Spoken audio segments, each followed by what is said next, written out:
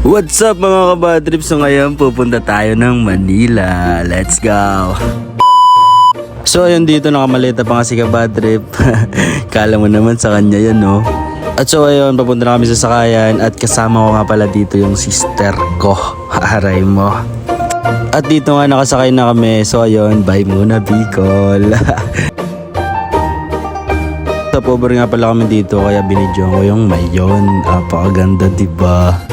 At dito muna nga pala kami nag-stay sa San Pablo, Laguna. Dahil may reunion kami bukas sa Calamba, Laguna. Kaya dito muna kami nag-stay. So ayun, pagod na kami dito. Syempre matutulog na muna kami. So ayun nga, dito biyahe na naman kami. At papunta kami ngayon sa Villa Esperanza Resort. Doon kami magre-reunion. So yun, dito tamang video-video lang ako kasi nali ang taong ini.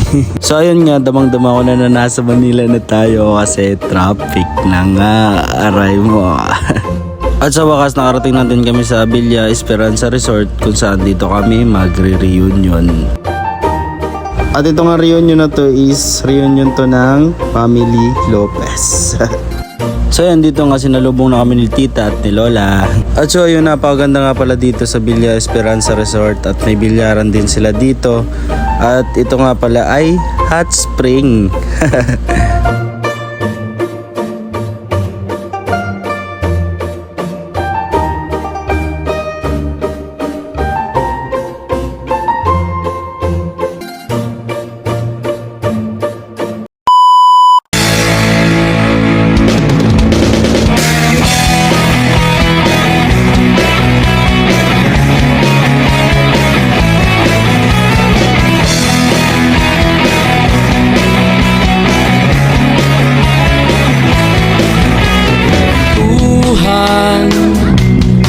Kabulastugan, hindi malilimutan ang asaran na merong pikunan, lalo na rin ang unang niligawan, unang kabiguan.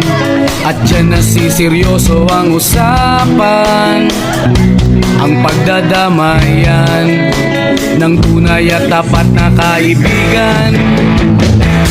Noong mga buwan,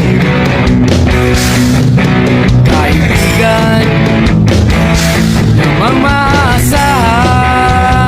Oh, di na tayo mabata, edad may di nahahalata. At so ayun, dito paggabi na nga at syempre magiinuman na kami. Shoutout sa mga tito lolo ko dyan. So ayun guys, hanggang dito lang. Bye bye.